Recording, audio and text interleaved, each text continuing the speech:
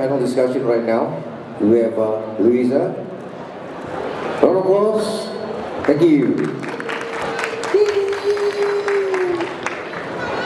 And Asati. Yay! Round of applause, please. Elvin. Yay! Bakru. Gostarone. By the way, are you Italian? Are you Italian? Yeah. I knew it. Yeah. Okay, in the meanwhile, we have our panel discussion right now. So in the meanwhile, the stage is yours. Once again, a round of applause, please, for the next segment. Thank you. Thank you so much, everyone. We're really excited to be here. Good afternoon. And today we are going to be talking about coral conservation and the future of it. So let's first get started with who we are. We are Gaia One. We have been planting corals since 2021 in Indonesia, and as of this year, we have expanded into Malaysia.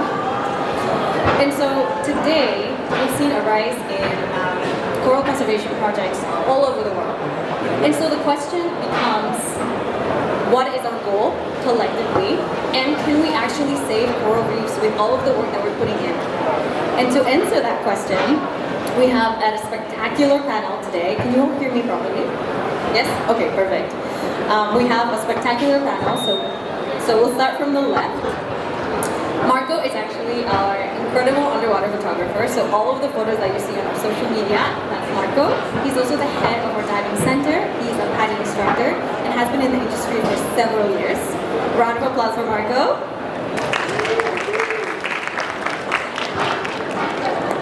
Then we have Anger. She has been with us for a really long time. She's actually, she was at the very beginning when we started our coral project. She is a PADI instructor and the manager of our coral restoration project. Round of applause for Anger. And Alvin, last but not least, he is the chief, sorry, this is the sound, chief programs officer for Reef Check Malaysia. We're really excited to hear from him. Years of experience. I'm very excited. Round of applause, please.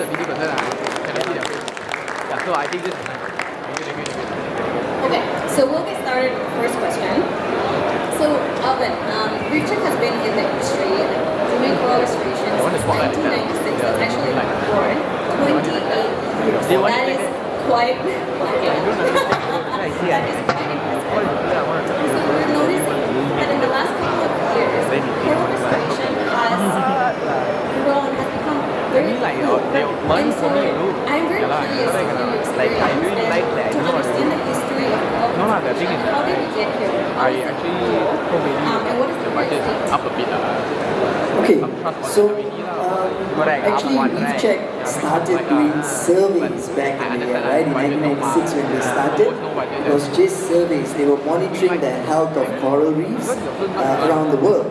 Now, we in Malaysia started doing reef rehabilitation, replanting damaged reefs in 2011 after the mega bleaching event in 2010. Right? And I would say, yes, you're right. It has become more popular, it's very sexy, everybody wants to get involved. And I think partly this is because of the amount of information that's out there today compared than in the past. Right? So I remember when I told my parents I want to do marine science, they were like, what? What's that? So what will your job be? Be like, my sister used to tease me and say, you won't have a job, you'll be a glorified fishmonger. Whereas now, people are always talking about things like this. Even in countries like Malaysia, it's popular to see about it in TV, to read about it in the papers, very, very active in social media. So I think it's just that wealth of information that's getting out to the public has created this interest, and people are also more aware of the current situation, the dire state of nature, and there's this need to want to protect what they love and what they care for. So I think that's really why it's becoming more popular today. Good for all of us and good for the ocean then. Let's keep spreading information. So, Marco, Anger, you've been planting for the last 3 years. Let's get more serious. Let's talk about the challenges. What have you seen in this process that has taught you, okay, where are we at? Why is it going slow? What can we do to speed it up? What are those challenges that you're seeing, both in Bira as well as other parts? You want to go first or I? I'll go first. Ladies first. Thank you. So I think it really depends on like what kind of like timeline we're talking about, right? So when we very first time like begin in Bira, for example, because for now like I can only put it in Bira because there is no other restoration project at that time. It was really challenging because people tend to not really get what we're doing, right? So when we first time arrive, it's really about spreading the awareness more of the works actually, and that's where we actually get more of the work once people realize what we're doing, and then we started to build a community. That's when we feel that it's getting easier because we don't feel like we're working by ourselves. If Marco wants to add on that one, that's pretty much like the first kind of like challenge I feel. Like. Yeah, exactly. Kathleen, what they said. There is more awareness now, but especially in certain area, really remote area, it's still really hard to gather this message. And for certain people, because it's, even if they're like really in strict contact with the environment, maybe they still don't understand properly. So the main challenge is really to spread this knowledge to the people of this community, because sometimes now it maybe exists everybody well aware about the situation, but in Bira, that is on the ocean, close to a reef, a lot of the people are not aware of the state of the environment at the moment. So yeah, this is one of the main reasons, the main problem, main challenge that we face. Yeah, and of course, like also the increased pressure of the human population that is keep growing, and so it's going to get in the future more and more, and we need to take this in account for future projects. It's more of the education part of it that actually still we're struggling until today. So that's one of the reasons why we feel that every single time that we're trying to have any event or we got the chance or have the space to actually talk about it, we'll talk about it. Alvin, any challenges that you're noticing that haven't been mentioned yet? I think one of the biggest challenges when it comes to restoring a reef, trying to rehabilitate a reef, is misunderstanding of the basic ecology, reef ecology, right? People see something online somewhere and they think, all right, I'm going to do that. So there's a lot of lack of information out there. There's a lot of interest, a lot of goodwill, but it's sometimes not based on proper science. And this can be very damaging as well. Because I've seen people put washing machines in the sea and they'll be like, I'm making an artificial reef. And tomorrow it's a microwave, then it's a TV. And there was a dude on Tioman Island who pushed his old van off the jetty and said, that's a new artificial reef. So it's sad and it's very troubling, and for me it's concerning, especially when these kind of things are made into something very marketable, when people make it about the money rather than about the reef. And we've seen this also. So this is one of my challenges, yes, this is something that's great. It's an amazing tool that scientists have come up with over years and years of research, but this tool needs to be used properly in the right hands and with some basic understanding of what you're trying to achieve. Because if not, then it's going to turn around and bite us and be more of a negative impact than something good. Very well said. So we talk among ourselves about the role of government, private corporations, and now that we have all these challenges in mind, what are very realistic, very not pie in the sky, but realistic approaches that these two massive groups all over the world can do to help us push ocean conservation forward? What can they do today? Okay. So for me, I would say, especially when it comes to government, is get people on the ground involved and then support them. Because I'm not sure how is it in Indonesia, I assume it's pretty much the same. There is a lot of interest from businesses on the ground, from local communities who want to get involved, who want to help, who want to do their part, but they're not sure how to go about doing it, right? They've got very little guidance, knowledge, so they need that kind of a support. So put in place systems where people can get in touch easily, get the information they would need, and then get the support required to carry on their work. I'll give you an easy example is, I know you started off talking about restoration and planting corals, but an example of an issue on the reefs we have on Tioman is ghost nets. We have a lot of ghost nets washing up. These are dumped by fishermen that are fishing outside the MPA, but the nets float in and they get tangled on the reef. And in the past, it was the government that would clean those nets up. But that meant it only was done when there was an event, or when they had the time, the extra time to come do it. But now, today, we've trained the locals on the island to go out and remove these ghost nets. So it means things get done way quicker, you don't have to wait. There's a system in place so people report the ghost nets in, the locals will go out, retrieve the net, and then send the net to the Department of Fisheries, and they will deal with the disposing of the net. So now that the system has been put in place, it works. And this problem at least is being dealt with at one level, right? So this is what is lacking in many areas, this communication between the government and the people on the ground, the support system, and the basic advice and guidance that is required by the people on the ground. There's a pattern here around education and sharing all this information and the best practices. Under, you've been working with schools in Mira. How could government entities help push the education forward? What have you learned at the schools? So actually, with the one in Indonesia particularly, the thing is that the government already have some awareness about like why do we need to do this, but it's sometimes the strategy is not quite right. So for us, we don't do plant corals and see in 10 years, I'll take credit for that. It's not how it works. Actually, most of our works is putting into maintenance. So little did people understand when we're kind of like wanting to keep in check on like what's being done and all this. It's basically to make sure that everyone survives this process.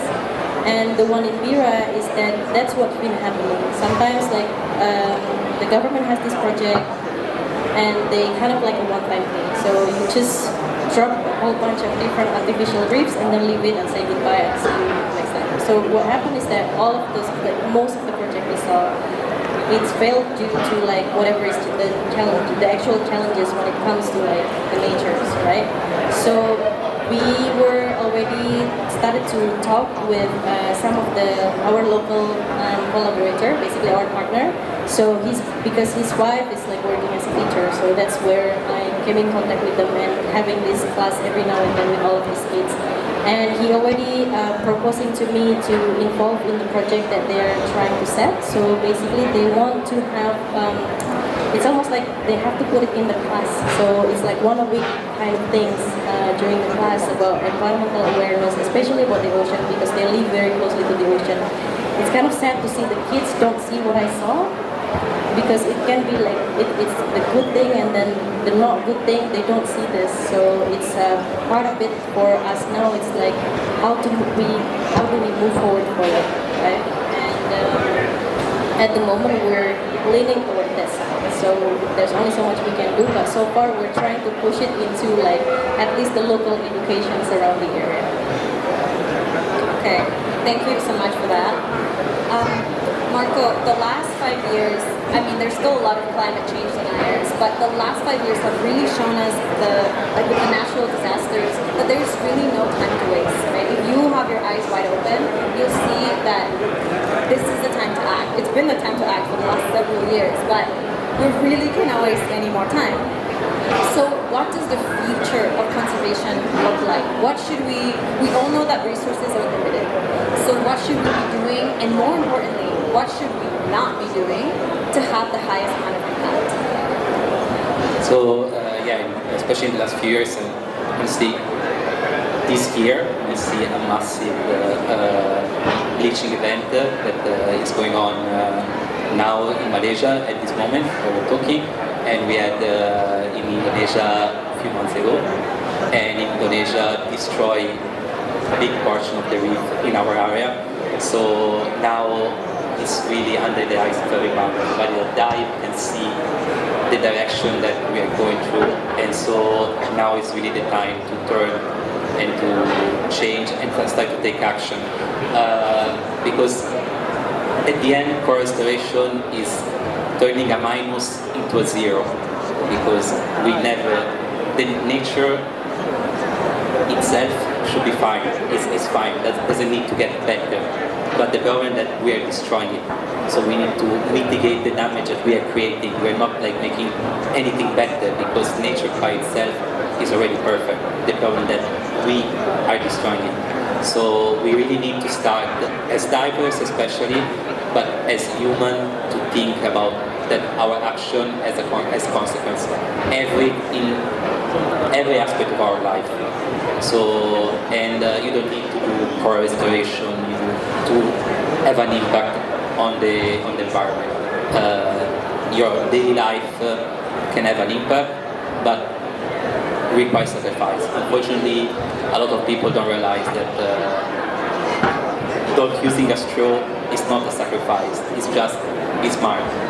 Sacrifice is like to stop doing something that you like because you know that it's bad. Okay, because like stopping using a plastic cup, you still drink your drink. You just be smart and use something that is proper. So, and of course, like as a diving industry, more and more diving operators they should start to invest or reinvest part of their profit in conservation, because at the end of the day, it's also their main source of business. So, if we're losing the reef, you're also losing the main source of your income. So luckily, it's more and more diving center they start to invest for restoration, or that they collaborate with the restoration project, but still it's like the minority. So this is like really important, because if the change doesn't start from us as diver, we cannot expect that like a big corporation or government are going to take the first step. We need to lead the change. So what should we not focus on as we do conservation? What are things that, maybe not today, maybe not so impactful? The main thing is, as I said, we should do it properly and not just do it for the sake of doing it. Because I see also projects that they just, to do something, they just destroy a reef to try to create a new reef. So if we cannot do it, if we don't have the knowledge, the resource, don't do it just because you want to promote yourself, or you do it for the glory. Try to collaborate with other people that have the knowledge and do it properly. Unfortunately also there is like sometimes some friction between conservation entities, and instead to everybody collaborate for the same goal, they actually competition who is doing better, who is the better technique, who has the better way of doing stuff. Why at the end it's like that's not the goal. The goal is like to make the reef, and everybody has a different way. The important thing is like that we help each other, we give feedback, and we share the knowledge that we create. Because sometimes you can fail, it's fine. The important thing that you learn from your failure, to next time that you try, you can do it better. Or if you see people that they try the same thing, you can give them feedback so they're not going to fail. I love that idea of unity, because at the end of the day, we're all working towards the same goal. And that incorporates small businesses, small to medium businesses. That is an amazing message, especially here at We're in today. Anyone else wants to add anything that we should be doing or not doing?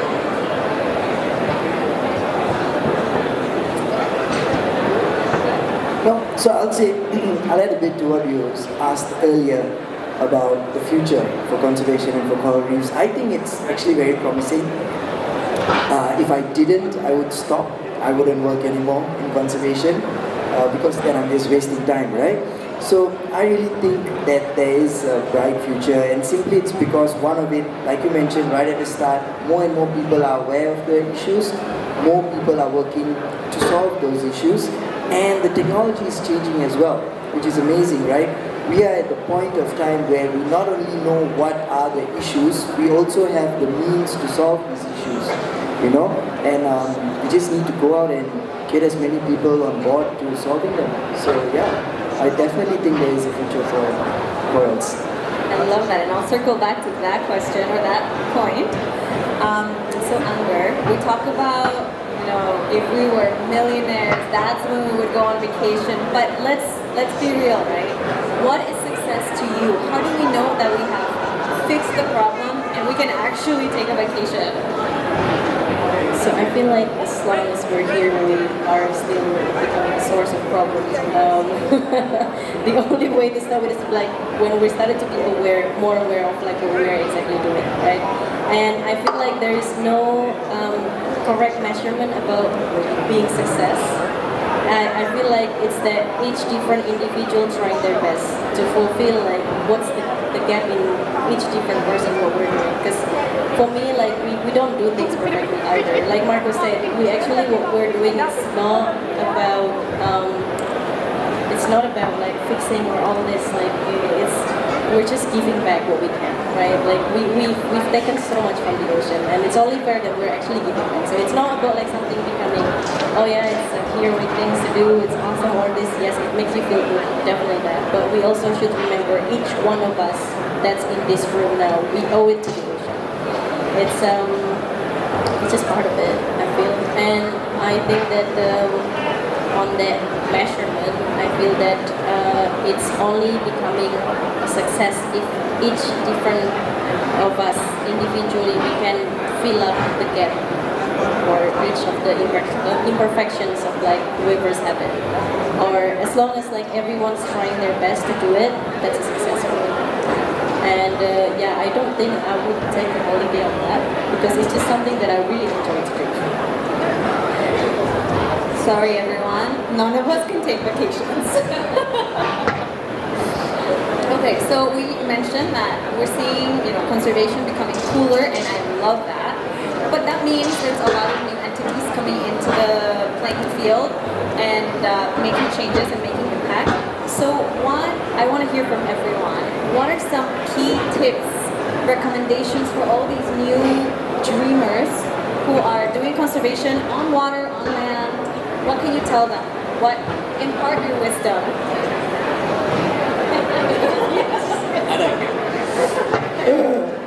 Okay, they asked me to go first because I'm the oldest, is it? Alright, anyway, so I would say number one, try to go and talk to the people who've been doing it for a while, because you don't want to make the same mistakes, right? That when I moved to Tioman to start the project, the first thing I did was to go talk to the people that have been there for longer than me, right? Just to know what they tried, what didn't work, what worked, because a lot of times you hear about the good stuff, the stuff that worked, but no one talks about the stuff that failed. So you don't want to repeat it, right? Number one, go talk to other people. Number two, hang in there, right? Because you do have days where you sit back and think like, why am I doing this, man? Like, it's not worth it, right? So hang in there, because in the long run, it's still, you will see the product, you will see your efforts, but it takes time. So I see a lot of young ones coming, they're really on fire, but they burn out very quickly, and then they leave, right? So I would say, hang in there, guys. I guess it's because I'm the youngest one. I'll take the second place. Queen flexed. So for me, like I know that everyone is always hesitant to take a step, thinking that it's just it meant nothing. But for me, it's not about how big is the step that you're going toward being more aware of the situation or environmentally aware or becoming part of the solutions, like we always say. I think it's not about how big is the step. It's about how much of the intention that you are putting in that. Again, like every one of us now here, like and listen to me, we owe it to the ocean. So it's really on your side that when do you actually want to give a little bit of a payback to like what you already owe.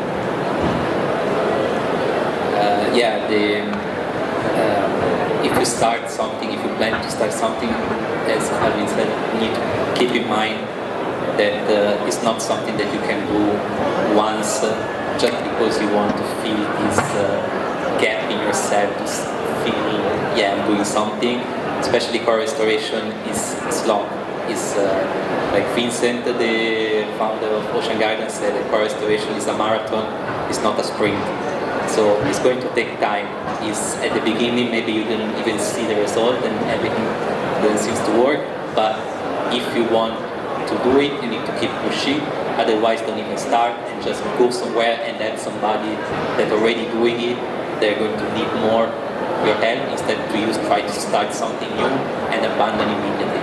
Also because we see in general going around for restoration there is a lot of hype at the beginning of the project. Everybody wants to get involved, video, picture, Instagram. But as soon as this hype, after a few weeks, after a few months, the hype go down, and after you don't find anybody that want to go out to take care of the structure, to do the maintenance, to do all the not cool part of the project. And after this, everything get abandoned, the structure that remain in the water, and at the end, would it be better if you didn't start anything instead of just waste resource, time, and also fragments and coral for something that at the end doesn't work. So would it be better to just join someone else and help them instead to try to fulfill your ego and do something by yourself? Okay? Collaboration, I think, is really important in every aspect. We are like one species, we are humans, so we should try to start to act as humans together and not try to obstaculate each other just to feel better and feel superior. Okay, so key takeaways there are collaboration, work together, we're all working towards the same goal. Talk to others, educate yourselves, know exactly what you're getting yourself into, and then commitment, right? This is not a drop in, drop out, I'm in, I'm out, this is not a vacation. But if you find the right support system, it can be very, very rewarding. So, to wrap up, thank you so much, by the way. All of your experiences are absolutely incredible, and the work that you do every single day is allowing us to be here, to have an ocean that we can swim and dive in. So thank you. And to wrap up, I would love to ask all of you, circling back to the title of the panel, can we save the reefs? If it's a we, not just the one on the stage, but every one of you guys too. Yeah, I think I already said it earlier. Definitely, I think we definitely can save the reefs. Yeah, I think we can if everybody do their job and make sacrifice, full sacrifice, but their commitment, and don't expect that other people eventually somebody is going to save it. So me, I don't really need to do anything. Like everybody need to do their part. Otherwise, what we're doing is not going to have so much effect. So we can save the reef. You.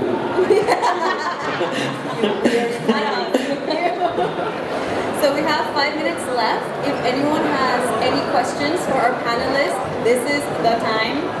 And also the next 3 days, of course, because we're at our specific booths. But today you get a microphone. So please, any questions?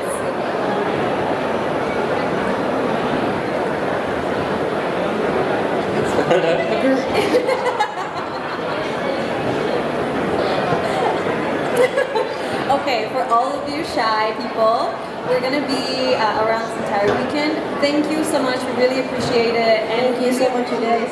Yeah, we really appreciate your support. Go ahead. Hello. Hi. Can I ask about the work that you guys are doing in Bira, Indonesia, and how we can get involved? Like, you can maybe share, where we can find more info and stuff like that. Marco, how can we get involved? Yeah, you can get involved just by seems stupid, but just following us and supporting us. Follow, especially now in the time of social media, even sharing a story, sharing a reel about conservation can have a huge impact because can reach people that otherwise don't have any contact with this type of So conservation project, they always need funding. So even a small amount can mean a lot for a project in a remote area and continue this work. So for Gaya 1, it means diving with us. It means taking some of our programs, which are available both in Bira, Indonesia, as well as in Malaysia. If you have any more questions, if you want to get involved, do come to us and ask that. We have a lot of options. Alvin, how do we get involved with Reef Check? So for divers, the main way would be to join our surveys, right? There's a course where you learn how to do the Reef Check survey, and then we use volunteers. We cover over 300 sites across the country. Each survey needs 5 divers. There's only 20 Reef Check staff in the country, so there's no way we can do it without these volunteers that work with us. But we have to go through this training beforehand because the data collected from these surveys get fed back to the government departments, to the local universities, and to the global coral reef monitoring network, right? So if you are a diver and you want to get involved, that would be the best way to help out in Reef Check. Thank you so much. Thank you for all the wisdom and everyone for your support here today. Hopefully we'll get to see you at our booth. And that's it for us today. Okay, thank you, Louisa, and thank you to the rest of the speakers on that segment, yeah?